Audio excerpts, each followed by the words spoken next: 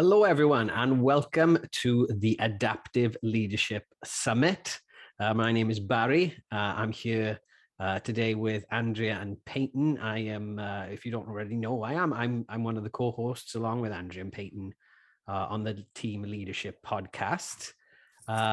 Today, we're going to go through some things about how we are adapting as a church to a changing world, and how to increase interaction within churches and things like that, which is something that I've personally been involved with quite a fair bit with Andrea and Peyton in both church plants in Wales, which is where I'm from. That's why I talk kind of funny, and in Los Angeles, where I lived for about 2 years and hung out there and did some church planting there for a little while.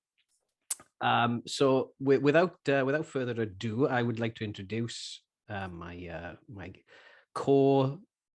I don't know. What are we co? Because we're not.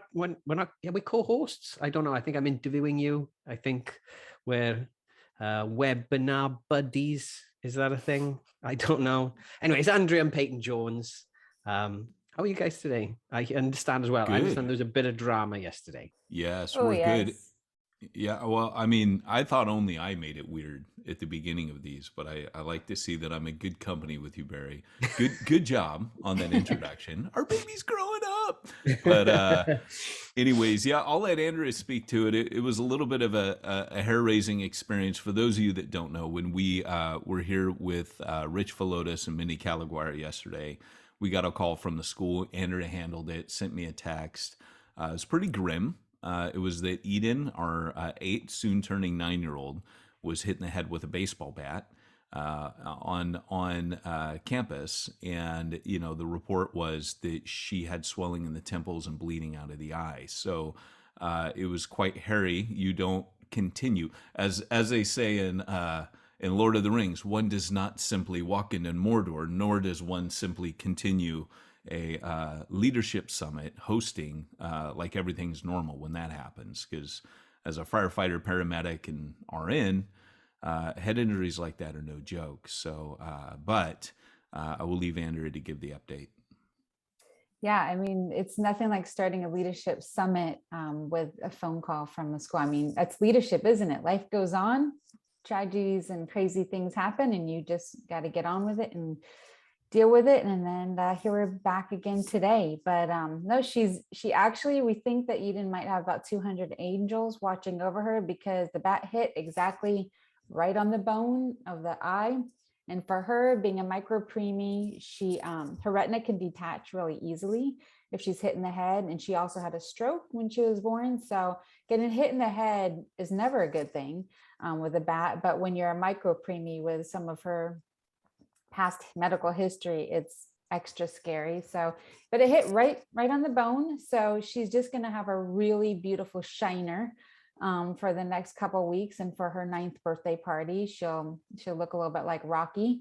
But she was doing awesome and arguing with me by the evening why she can't do cartwheels. So that's always a good thing when they're ready to go back doing cartwheels and getting back to life. But it was, I'm glad she's okay. Yeah, it was heart-stopping for the first couple hours until we could figure out exactly what was going on. So, just the bleeding out of the eyes thing. That yeah. alone. So the first report was, when they talked to me on the phone, they said, "No, don't worry, she can still talk." That was the first word she said to me, and I was like, "Whoa, back up." That's a low bar. Yeah. So she can still talk, but the nurse was just assessing her, saying, if she as she talked more, she said, she's talking, she's coherent, she hasn't passed out. So that was a good thing. But it wasn't actually out of the eye bleeding. It's just, she was scratched up pretty bad right here from the back. Yeah. Here. And so, as it happens when you get hit in the face with a bat, but she's doing good. She's doing good. Yeah. And so we're doing good. And no calls today. We're just no calls today are allowed to happen. We won't get the phone. We as a group of people are not particularly good with face injuries, are we? No. Peyton once almost chopped his nose off. I fell on my gosh, face. I'm head injury central. I mean, I kept the hospitals, every town I've lived in, I've kept the hospitals open This one here, this is not an ankle. That's a scar. That's a rugby player beating my head into the street. This is glass going through my nose. Yeah, there's a lot of things that. And I have one here. Remember my wedding day? I fell on my face. That's right. On my wedding day. I don't know if you guys can see it. Maybe you probably can't. But there's a scar. I forgot about that. Little matching one to go with Peyton. And that's right. I fell on my face on my wedding day and split my face open. Well, head injuries are no joke. I did a lot of work in neuro and psych, which some of my patients were from head injuries. But I'm not going to lie, like on the way over there yesterday, I actually wondered if that might be the last time I see my daughter, because a head injury where blood's coming out of the eyes and the temple's swelling can be life-threatening. If the temples swell, that's usually a sign that the pressure is going to go down on the hypothalamus and the central, the spine, which will depress the breathing. That's why people die from head injuries, because it actually, the pressure crushes the part of the brain that, or at least cuts off blood to the part of the brain that causes breathing. So I didn't say all that to Andrea, but that's why she was like, I got to go. And I saw that text and I was like, heck no, I'm going and I'm driving and I'm holding it together. But sometimes too much. But I will say this, a shout out to Rich Velotis, who, as I was leaving my office chair, I heard him leading people in prayer on the Adaptive Leadership Summit. I mean, nothing is more adaptive than that. In a weird way, it became, and she's fine, everybody. She's 100% okay.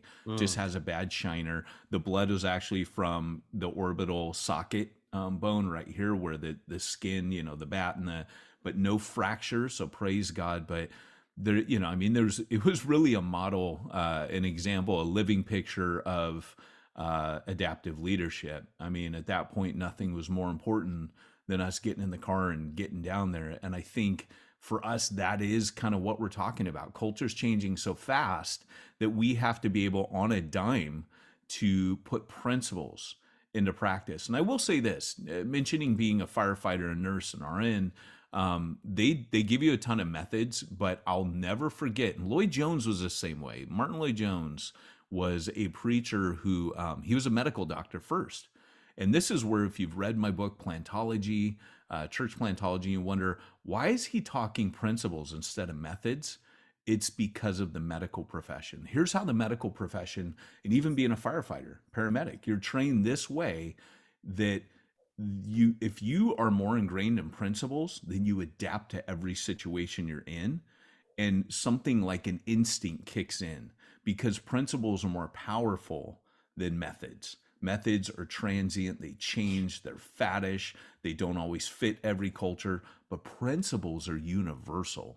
And so when you get into an emergency situation, those principles kick in, and you're able to just kind of keep your head, keep calm and cool, and you fall back on principles when there's total chaos around you. And so that's kind of the reason that we've said adaptive leadership is the name of the game right now. It's leaders actually that will win the day are going to be adaptive, but they're not going to have to be like, Einsteins of culture.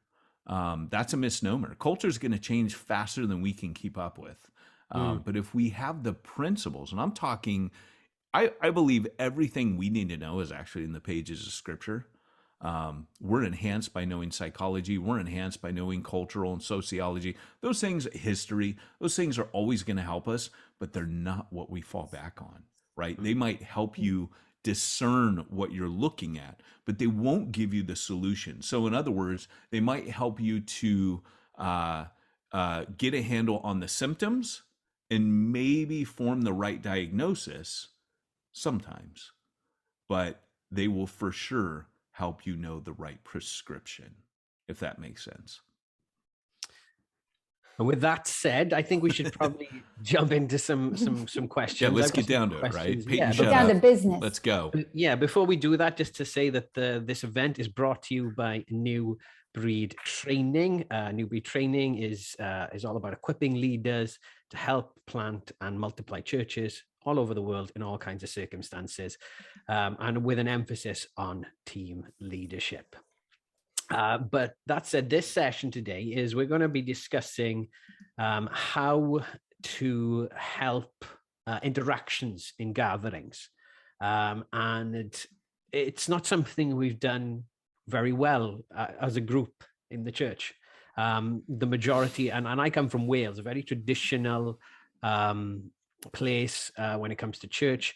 It's what you call it, hymn sandwich. I don't know if you guys know that phrase, where it's hymn, sort of maybe a prayer, hymn, and somebody else does something, and then another hymn, and then the guy gets up and speaks for 30 to 40 to 60 minutes, and you're sat in very uncomfortable pews, and then you maybe pop out around the back at the end of all that for a cup of tea for 10 minutes, and then that's it, you're done.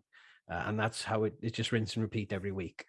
And so we really need a lot of, before we get into that, I'd like to just sort of preface this with a big part of actually my journey to becoming a Christian, actually church planting and even knowing Andrew and Peyton, is to do with interaction and interaction in church. So Peyton and Andrew planted a church in Wales, and I came along to that church, and a big part of that church was when we would meet, there would be, Peyton would speak for 20 to 30 minutes, and then there'd be about 20 minutes of questions.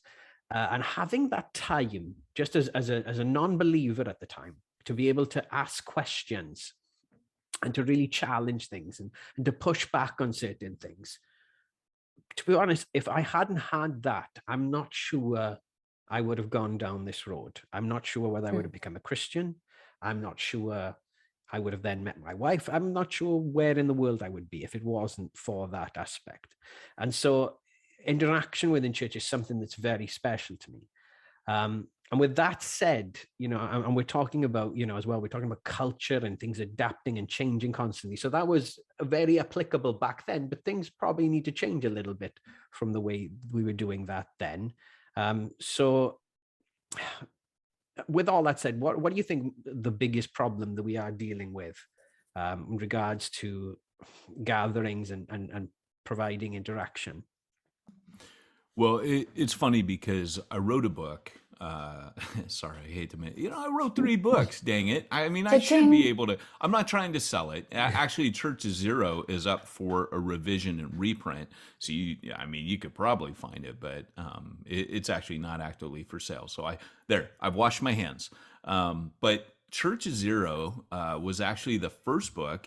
Yeah, it's amazingly prophetic now, considering COVID.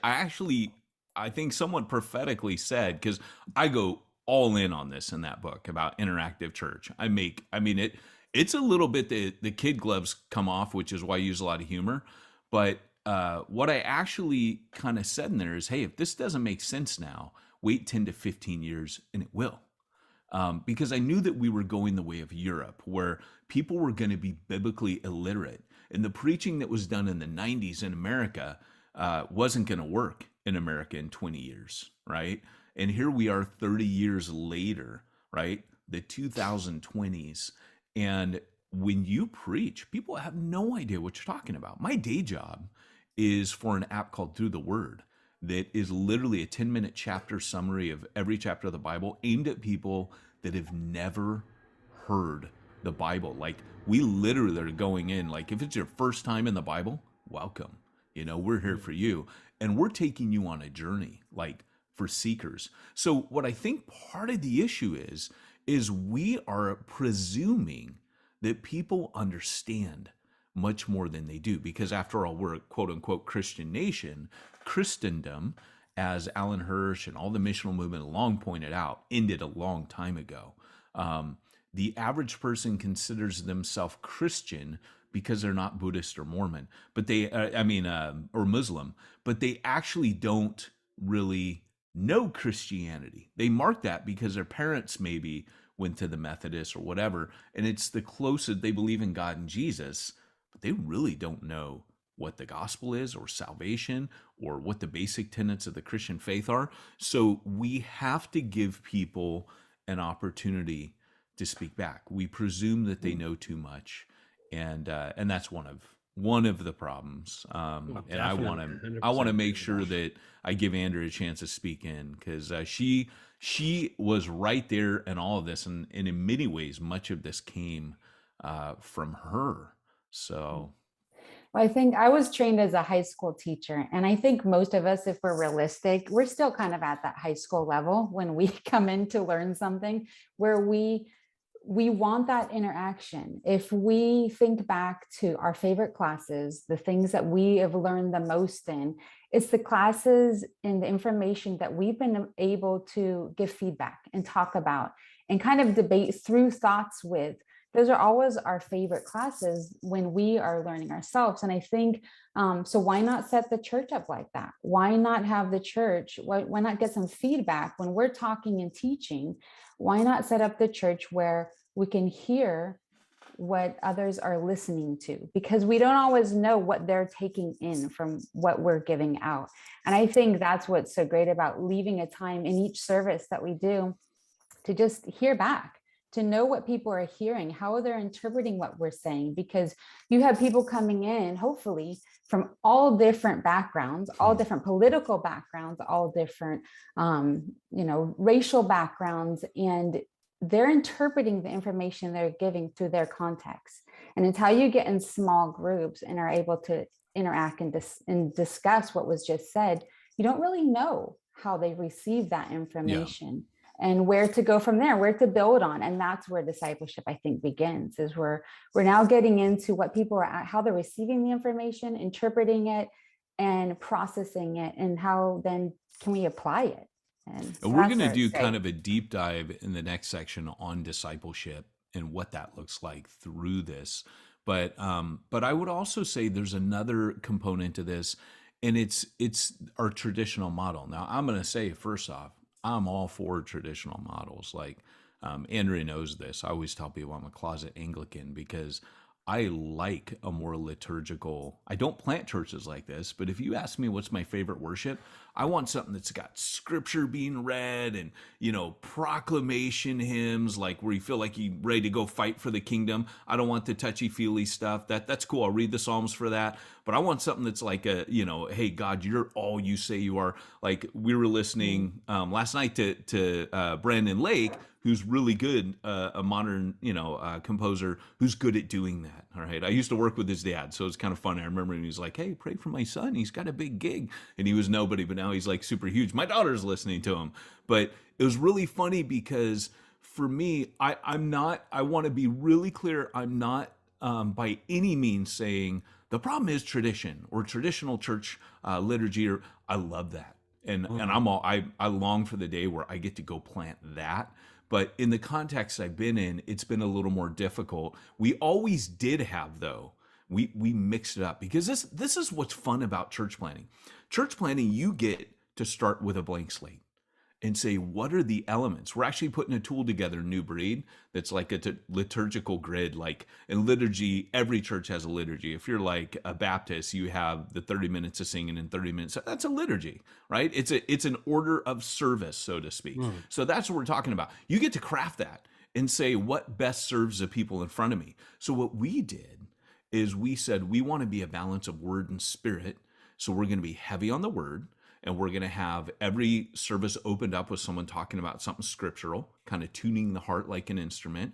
And then we'd have worship, but interspersed in that, we would have a time where people could read a scripture or someone could even prophesy, not to go freaky. But what we're dealing with when I say traditional model is nobody's modeled this for us. For thousands of years, it's been leave it to the professionals. Right? Mm-hmm. We're up here. It's like a priesthood. We do everything. But even in a liturgical thing, people are more interactive than in our modern contemporary service. So I just want to give that misnomer there that I'm actually more comfortable with more participation where people are saying stuff back and forth or stand, sitting, kneeling. Like to me, I want to see people engaged. And in the Old Testament worship was very engaging. In the New Testament, there was this interaction. Like there's 20-something one another's in the New Testament, unique. There's more than that because some are repeated. But I think there's 34 and 23 unique. And so when you see the interaction that happens in the church, if you applied all those one another's, you'd be like, when? Because I'm shuffled into the door, I sit, and I do my 30 minutes of worship, right? I might hug someone and say, hi, how are you? Good, how are you? And then back, listen to the sermon, music plays so we don't talk on the way out, and then boom, into the parking lot, off to Chick-fil-A.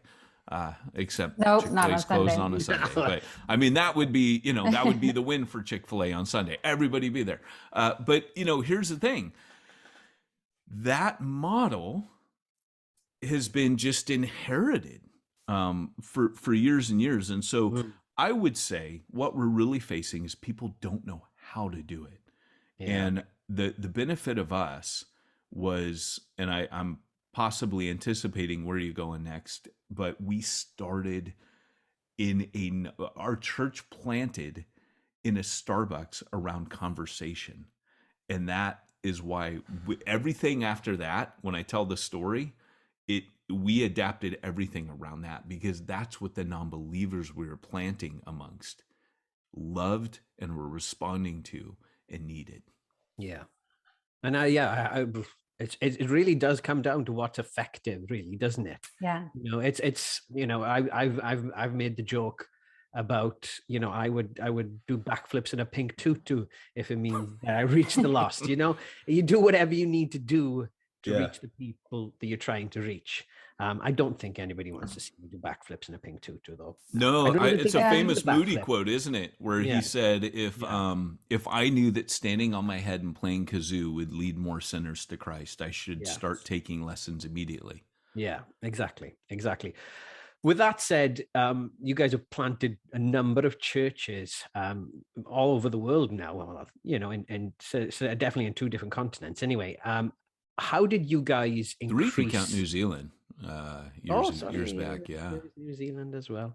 How did you guys increase interaction within those church plants?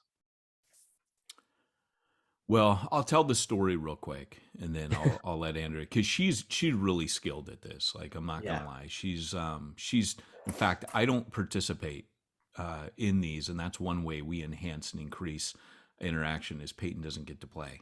So Peyton walks around. Remember, I was never in groups because I love talking too much. Too much. Yeah, I was a bottleneck of this discussion. But one of the things that that I think is helpful for folks to know is that Andrew's in a much better place than I was, but I was in a dark place when I planted this church called Pillar in Wales, which became a hub that planted other churches. And but it started out of a Starbucks. And we had some people we were talking with, and just they had come through Starbucks, and there was another minister who wanted to plant. I said, "Look, excuse me, I've only professionalism here. I told him I've quit ministry. I really don't want to be in ministry anymore. But yeah, I'm at Starbucks." And he goes, "Peyton, that place right there would be ideal, like that motorway, freeway for Americans.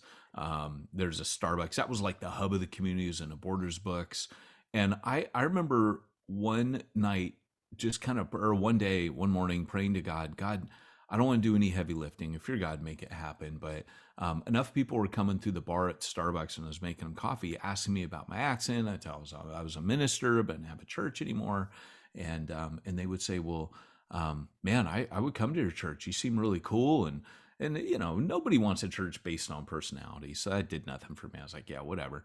But then they kept asking me, because it was in a Borders books, "What do you think of Dan Brown Da Vinci Code?" And I said, "Well, I haven't read it, but I'll read it." So I read it, and I started to pray. And I remember this one morning just going, "Lord, I'll do something like a one night only discussion group with some of these people that we've been talking to. But I don't think Starbucks would let me do it. So you got to open that door. You're who you say you are. I'm done trying to make ministry happen." That night, my manager, as I was checking out muffins, closing down the shop with him, he said, "Hey, Jonesy, you know how you're a minister? District supervisor's been breathing down, or a district manager's been breathing down my neck. And she says we have to do a social event." Because in Europe, Starbucks always had to be socially conscious. And he goes, "I couldn't think of anything." And I thought, well, Jonesy's a minister, so maybe he'll do a churchy thing here. So I'm mid-chuck, muffins are getting chucked, and I pause, and I went, it's funny you mentioned that, because I just prayed that morning. So God turned up. Well, that first night, 30 people, because we said free cakes, by the way. My golden rule of all outreach is good food and good conversation, right? You can pay me later for that, hashtag TM, whatever, but that is it.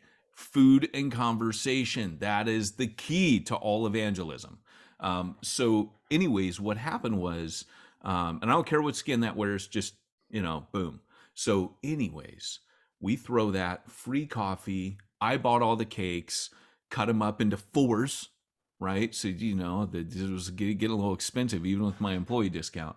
But then that night we threw it and 30 non-believers turned up, and it was a one night only thing. But at the end of that night, they're like, hey, can we still do this? And I don't want to be in ministry. So I wasn't trying to plant a church. And I said, no. And they said, well, please. And I said, I actually am trying to talk them out of it. Right. I'm like, well, it'd be kind of lame. We just go over it. And they go, yeah, that's what we want. So the end of the second night, which we can get into, because that was a little bit, that was a rough night, and Andrew will probably talk why. But then the third night we did it again, and each night 10 more people showing up, 30, 40, 50 by the third night. And at the end of the third night, this lady said, next week, like we were going to do it for a fourth week, we could go through one of the real gospels, not Dan Brown's, fake. At the end of the first night, they all knew Dan Brown was full of crap. So it was amazing, and then they go, hey, we could go through, the actual gospels from Jesus's followers. And everyone went, whoa, yeah. And then one guy, I'll never forget, he looks at me and goes, could we actually do that? Like they had invented something totally and completely punk rock. And I was like, yeah, we could, I think we could do that. And that became a church plant. It was accidental, but it started, as I said earlier, on the back of discussion. And I'll just say this as a principle. When you read the Bible, what is the most evangelistic book in the Bible? Without hesitation, most people answer, oh, John's Gospel. The subtitle that I give to that book is John, Conversations with Jesus. It's a bunch of conversations. So in NewBreed, we have this, we like to put formulas on things. We say conversations equal conversions, right? Because once you get people talking, and even all the research on evangelism shows that conversational evangelism is the most effective. And it usually takes people X amount of conversations. They say anywhere from 5 to 6 conversations. That's why you never get discouraged when the first conversation doesn't go well. 5 to 6 conversations on average is what it takes someone to actually respond to the gospel. Of course, we all hear about the number one, like my cousin. He's a total evangelist. I pick on evangelists all the time, but he's an evangelist and he's a good one. He fell and got this massive head injury on a bike. And this woman found him on a nature trail. And as soon as he meets her for the first time, just natural born evangelist, that is his gifting. He goes, well, I think we know why God put you in my life. Well, why do you think it is that God put me in your life? Right? Like that's that. I mean, he's such an evangelist, and not everybody's wired or gifted that way, but we can all have conversations. That's the beauty of it. And so John's gospel is conversation. So we knew if we are going to really meet the needs of where non-believers in a postmodern society are at, they can't just be preached at.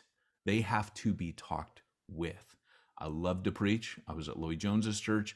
That's one of my primary giftings. So we didn't give that up. It's not like we replace that. We didn't do it either or. We did a both hand.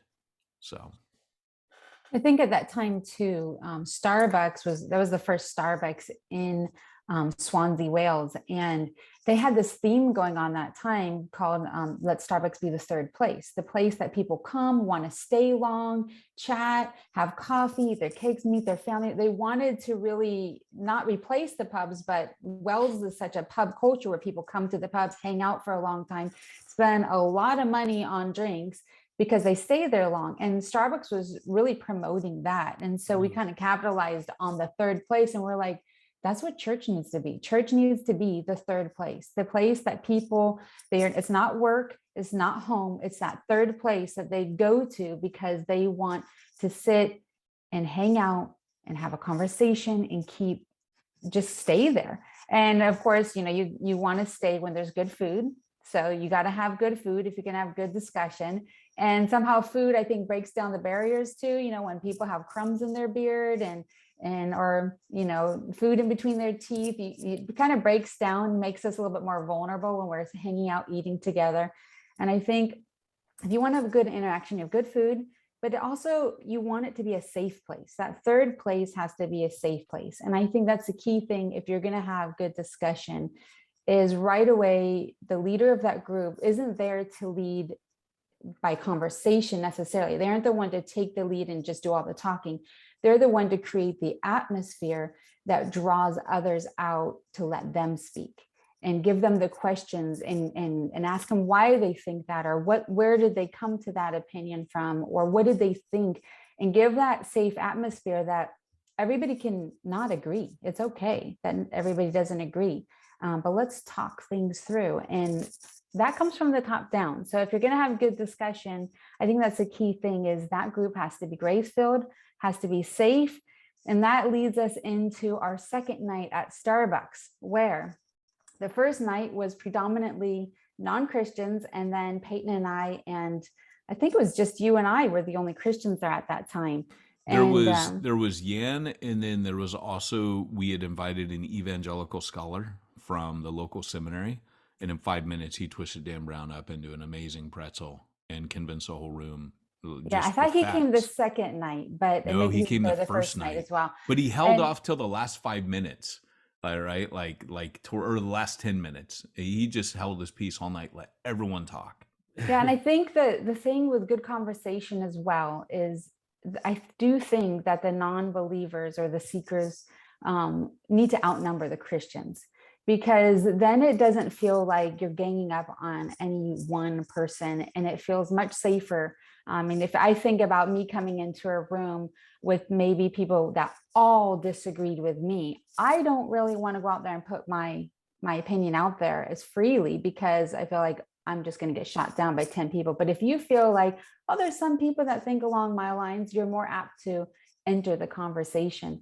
So I think the first night we were outnumbered, and that was great. And we could have these conversations back and forth. But the second night, there's a lot of Christians that came, and they're well-intending, but they wanted to shoot down everybody who disagreed with the gospel. And their heart was to preserve the gospel, but this is shut down the conversation right away. That just people kind of pulled back and shut down and said, "Whoa, I'm done talking." And so for us, that was a learning curve on training the Christians coming in to the small groups. You want to make sure that whoever's leading the small groups, they actually know how to facilitate discussion and encourage people to have differing opinions. And just because people have different opinions doesn't mean you as the leader hold that opinion, but you allow the conversation to keep going and guide it. And this is kind of how it would work. So taking that Starbucks scenario and plugging it into a church, we would have worship, we'd have an open time, so the Spirit was allowed to come through our cracks. It wasn't like watertight. So it was like, no, Holy Spirit, we got this, you can't come. We had those old gaps without getting weird, because we had the no crazy rule. We'd tell people, hey, Paul says don't act crazy in church, you're going to freak the non-believer out, and he says that's a no-no. But then but also, we got to a point where it was like that, like Andrea said, that had taught us, like, you can't overload people with they won't speak, they won't freely talk if you're just like blabbermouth in the group. So we told people, let them talk. So for example, what would happen, it would move into the church scenario. Now we would have the worship, we'd have announcements, teaching, and then we would have a question. Sometimes we would do a teaser question before the message. We would play around, particularly more in LA, we would play with questions before the message and then questions after the message. We'd split it. But like, for example, John 4, the woman sitting on the edge of the well.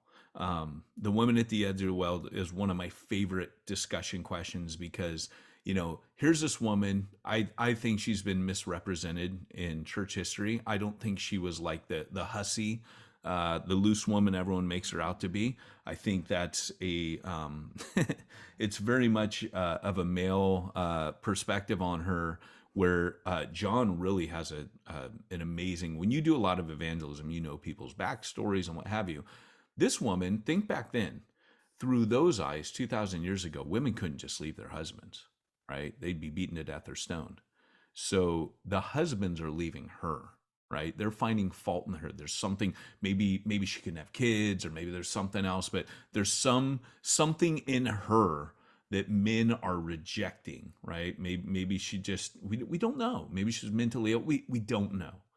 But what happened is she had 5 husbands, and the one she was with was no longer husbands. Women didn't survive that left 5 men. So she was the one that was wrong. She was the one that was empty. She was going to this well of love in man after man, and those wells were running dry. And Jesus says, I will give you a spring of living water that will well up within your heart. He's saying there's a never supply of this love that I'm going to give you. I'm going to give you this drink. And I pictured that woman, and the way I would preach it is she obviously was going to this well. I mean, Jesus had said he had to go to Jerusalem. He was coming for her, right? She leads her whole village to Christ, total evangelist. But he goes there. He has to be there. So what was happening? Well, I imagine this woman had prayers. She was rejected by everyone. The only person she's reaching out to is her concept of God. She's a Samaritan. She's really a pagan, but she's throwing these prayers up. And so I would picture that if she's going at the heat of the day where no other women are around, because she's the talk of the town, not for being a hussy, but you know how women, sometimes can judge other women for, she can't keep a man, whatever. And so she's at this thing by herself. She doesn't want any part of these women. She's got this callous on her heart, but she's praying to the one that she thinks might listen. She's staring down that well. She's dropping that bucket, and she's just sending her prayers down that well like a message in a bottle. And so what we did for that message is we had a discussion question at the beginning before I preached, which was, if you could send God a message in a bottle, and I share this statistic, how psychologists say it's the closest thing we have to a prayer is when someone sends a message in a bottle. It's out of desperation. That's the common factor, that people are so desperate that they will throw that message in a bottle. The hopes that somebody will listen, and it brings them comfort, right? And so I said, if you knew you could put a message in a bottle, knowing that God would get it and read it, what would you say to him? I think you're a non-believer, right? People would get emotional at this thing. Then we would preach about Jesus meeting this woman where he comes for her, right? He's seeking her. The Father seeks those that will worship him in spirit and truth. And she realizes, oh my gosh, I've been rejected by all these men, but God is seeking me? Are you kidding me? Like, that's powerful. So at the end, that come see a man that tell me everything I ever did. At the end of that, the question we asked was, okay, here's the flip side. If you could ask, or if you, it was, if God wrote you a note back and put it in a bottle to you, what do you think he would write? And that was our discussion group, right? So we would talk about those 2 questions, and it was so powerful. And I mean, you're going to be leading people to Christ that Sunday, right? Like, that's just going to happen. One other thing I should point out while we're sitting here, Barry actually was one of the people converted in that church in the early days, came to faith there. And it wasn't long because Barry was a young guy. He's a millennial. He was, don't hold that against me, though. He brought a ton of his friends. I mean, he brought so many people, but literally there was a point at which I would just preach and I would ask Barry to write the questions as I was preaching, and Barry became a master at writing those questions, and he would write them in real time. I mean, come on, I'm a master, but I was okay. Hey, we're getting some great questions in here. We do. Looking at the time. Yeah, we are. We're gonna do. Yeah, we're gonna do it. Did you? I do have one more question. But do you guys want to jump over to the Q&A? Yeah, no, that's fine. Let's do the one more, and we'll keep it quick. Okay. So and because like we've kind of covered what the reasons to do this and kind of the upside of it. There's obviously downsides to everything, and obviously famously British people are very reserved and are unlikely to want to talk and share their feelings amongst groups of strangers. And I imagine, although that's not just that's just a British thing, I can imagine there's people who are listening in or part of the webinar today. They have people in their congregation who are the same, and so they will, if they wanted to try and do this kind of thing, they're going to have a bit of pushback. So what I wanted to ask is, how did you guys handle that? How would you handle it in the future if somebody was reluctant to start interacting more in their services? I think with us, we were kind of fortunate in the beginning where we were church planting from scratch. And so we didn't have an established church that was already established and like a ship going in a certain course and always on that course that we had to kind of turn in another direction. So we were very fortunate to be able to set up the church that way from the beginning. And it was like we were saying, it was accident driven. We started the discussion. We're like, this is working. Let's just keep going in this direction. And, and I think for someone who is already in a church that is never experienced this, I think to start a session like at another time, might be in the evening, start doing it, showing the benefit, letting the congregation, the others, leaders see how awesome it is and enjoy it. That would be a way to kind of start introducing it, especially if you will get kickback. And I think some people came into the church a few times. They saw the tables and they saw the way, because the way the church was structured, and you walk in the door and there wasn't rows in our church, there was tables, and there's tables of about 10. And on those tables, each table had a hot coffee pot and a tray with some good looking biscuits and cookies. And if ever the biscuits weren't good looking and the cakes weren't great, Peyton would give the "Our Cake Sucks" talk. It was called the "Our Cake Sucks" talk, or "Our Cake Suck" talk. And we would literally call it that, and everyone laugh. Don't give God the worst. Let's all bring some awesome cakes. And the Welsh, you guys have watched the cooking shows. The Welsh and English, they know how to make some awesome cakes. So that would always be a challenge, to have good stuff on the table. So if you were a person coming in for the first time and you hate interacting with people, you might turn around and walk back out the door. And I think that was something that would happen. But we did have people like Pam or I or other people would be kind of hanging out there. And when people were walking in, we would talk to them as they're walking in, not in a creepy way, like right up in their face, but we'd just be around, hanging out, talking, and people could say, hey, what is this? What is going on here? And we could talk about it. And I do believe even those who are introverts benefit from this, because even an introvert, when you walk into a big room full of a mass amount of people, that's intimidating. So I don't think walking in and having a little teeny table that you're sitting at is more or less intimidating to an introvert versus extrovert.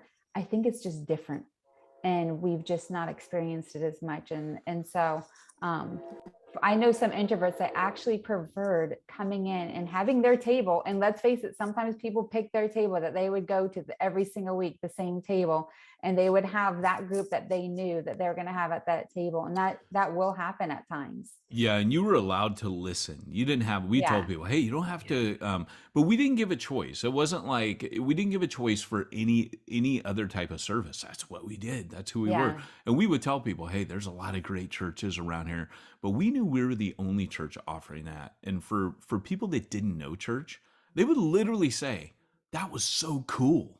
I remember at the end of the first night when they begged for us to do it again, the reason I caved was I said, why do you guys want to do it again? And they said, well, because we were talking about Jesus, eating good coffee and cake, and nobody was yelling at us.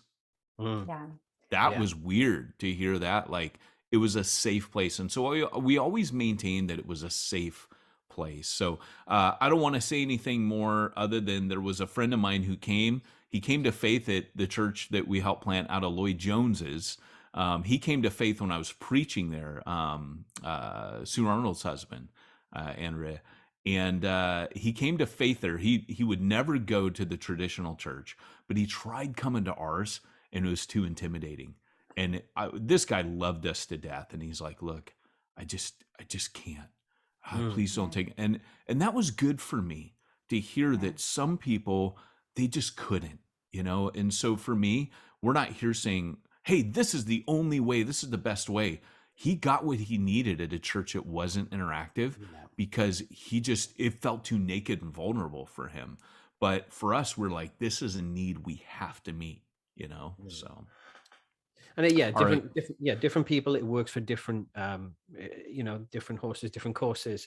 And this isn't, we wouldn't have this like Fight Club, you don't have to come and fight every time or talk. A lot of people can and would and should just sit and listen. So with that said, should we jump into some of the questions? So we got a question here from Felix. How can conversation be sustained in a church at an early stage? So I understand that question, where that's coming from, because, sometimes, and I've seen other people try to do this discussion thing, and often they write questions that have easy answers. So they're asking them, like, sometimes I've seen it as basic as yes, no questions. And that just kills discussion. Yeah. So you kind of have to, and I don't like to use this phrase, but play devil's advocate and maybe even throw in a controversial question, maybe even throw in something that you wouldn't like to hear what the answer may be, but it will spark conversation. Anyway, what would you guys? That's why you were. I mean, that's why you're really great at writing them, Barry. I mean, that's why. And another thing too is, we didn't take it so serious. Conversation is going to be messy. And again, that's why that wasn't micromanaged. It was like, hey, here's this young guy that can be developed as a Christian, and he's got a real good handle. He hasn't long been saved, but he's got a great handle on how people are thinking. And you got to trust people in your groups. We would give them training. We always had a group leader, and we gave them great training, and they were with us from the beginning. But I would say the conversation where you said, how can it be sustained in the church in an early stage, just to do it from day one. But if you were like, hey, but we didn't, do teasers where you say, hey, turn to the person next to you and do this, or give them a break for 5 minutes, and some churches will say, hey, go grab a cup of coffee in the back and talk about this question with one person, right? The church we currently go to does that. We're not planting it. We're there just sitting, supporting a church plant. That's what they do. So there are ways to introduce this, and it could be in it. Just get people talking. You could, at the beginning of the service, say, hey, before we begin, before we sit down, like 5 minutes before, when people are there talking, say, hey, I want for the next 3 to 5 minutes, you guys talk about this. We'll see you in 5 minutes. We're going to kick off worship. Like, you can just do so many different ways, and this was pre-clickbait culture and social media, where everybody's fighting online all the time and interacting. Yeah. So I think we're actually in a new era right now where people are used to fighting. I hate to say it, but they're online fighting a lot. And I think you can't let that happen. Yeah. You can't let that happen, but the church can take that and capitalize on it and turn it around to how can we bring, amidst our disagreements, probably within this circle, how can we bring Christ into that? What does that look like when you, with a different view, show the love of Christ to someone who's different than you, that you've maybe othered? And you can bring the conversation, you can use our current culture climate to bring the love of God through that conversation. And, Barry, you were great. You're that millennial. So you were ready to ask those clickbait questions to get people to what happened next? Nobody what expected. Happened next? Just joking. No, hey, Barry, for these next few questions, we'll keep our answers at the 30 seconds. I see some really good questions here. Yeah, which one you want to jump on next, bud? I really like the one, did you anytime do something like healing sessions only for the neighborhood, or did you do a healing mostly in face-to-face relationship context, like an evangelistic activity? I'll answer that one because we never actually did a healing service. I'm not a big fan of that because I figure God's going to heal when we're just told to pray for people. right? Who need it. So we didn't do that. But what we did do was we had an individual there. Actually, we had a couple people that were gifted with healing. And but we kind of played it on the down low. It was funny because we all knew, like, we got some heavy hitters here, but we didn't like big it up from the stage. It was like how Jesus healed. Where it was kind of like he'd heal and say, don't tell anybody about this. Or he'd keep stuff on the down low, or people would just word of mouth would come. Like, I got healed, or Jesus would say, go show yourself to the priest. It wasn't like this big on stage thing with a white suit and big hair, like the God TV stuff. It was literally, we would have prayer. And sometimes Jeff, who's a guy who outlined, if you want to read more about this, Church Zero, I actually talk about this a lot more. I'm not trying to sell that book. It's not for sale. But you can still find it on like Amazon used or whatever. But Jeff would, he would say, sometimes he would just very boldly feel led in the Spirit to say, if you need healing, come to and we would have this prayer section after service every week. People would literally get healed there. But we didn't big it up, right? Like, we didn't want to create a 3-ring circus. Sorry, I was longer than 30 seconds. But yes, healing had a place, and it had a place in our home groups as well, because those were actually evangelistic. And we just, in our small groups, we would pray for healing for people, and they'd be healed in small groups too. So we didn't make it a thing. It was woven through the APEST rhythms of the entire church. Yes. Yeah. It was very relational. And it was after every service, we would say, there is prayer. You're in your groups, you could do it. And the group leaders could be a part of it. So it was very fluid. If you needed more prayer, if you needed more group time, you could do it within your group, or you could go to one of the people like Jeff or Martina that were always there, always kind of in a quieter place for healing and just a bit deeper time of prayer.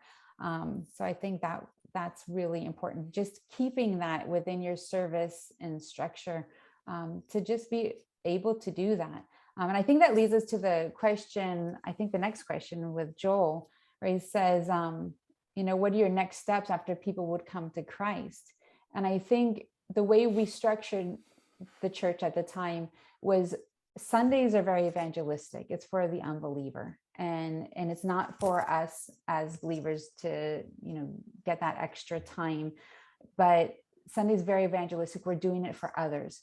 Midweek was where we'd say our church's top to bottom. It's kind of flipped upside down. Midweek, where you'd come and you would have a bit more in-depth spiritual time in the Word. You'd have a bit more depth, be longer. You'd have, of course, more food and cakes and all that good stuff. But you would have time then for more prayer, for that deeper next step of growing, really the discipleship time of growing in your walk with Christ. Yeah, and I'll just add to that before we go to that was 30 seconds, I think. That was great. Well done, you.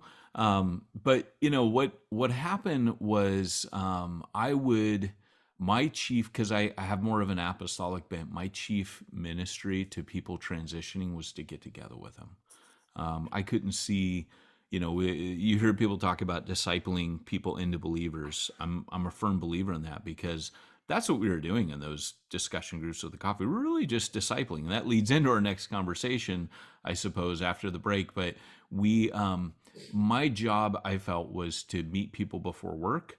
So I'm just thinking of the names. I'd meet one guy after work, and we would do stuff, go through 1 John together. He was into modeling, like little miniatures, so I would do that with him.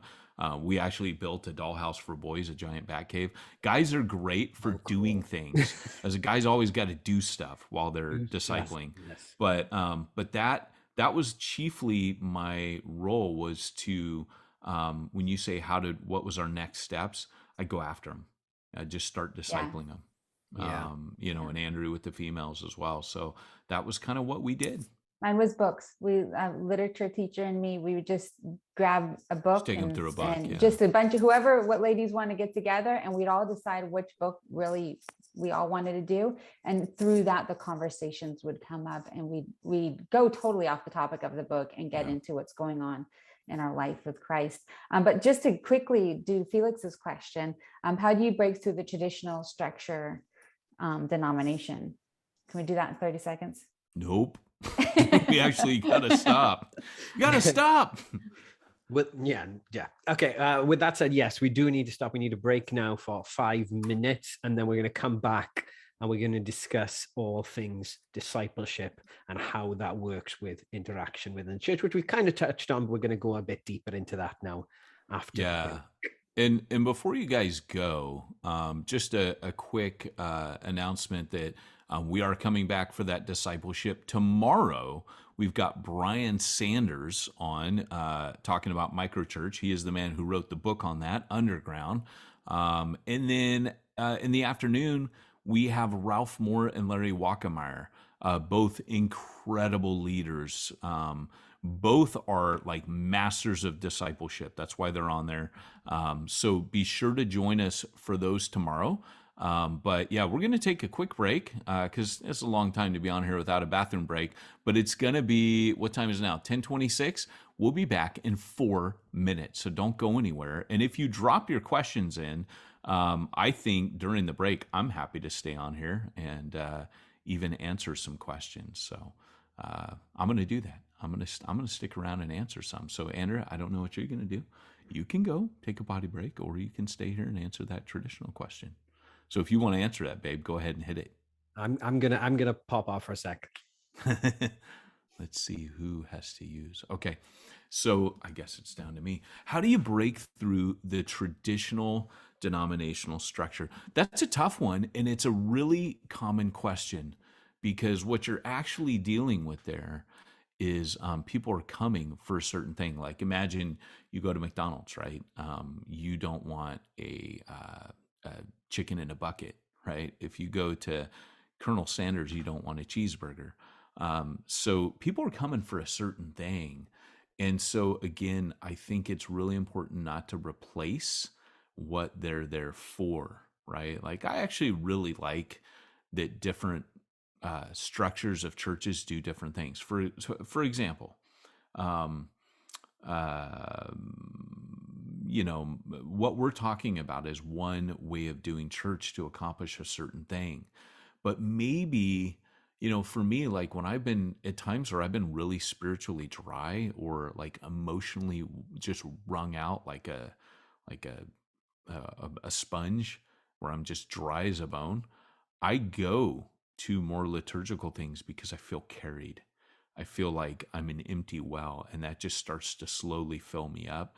And that maybe part of that is because when I got saved, I went to the nearest church I could get to, which was an Anglican church, and learned to worship that way. So it goes back to my roots as a person just beginning to learn to worship.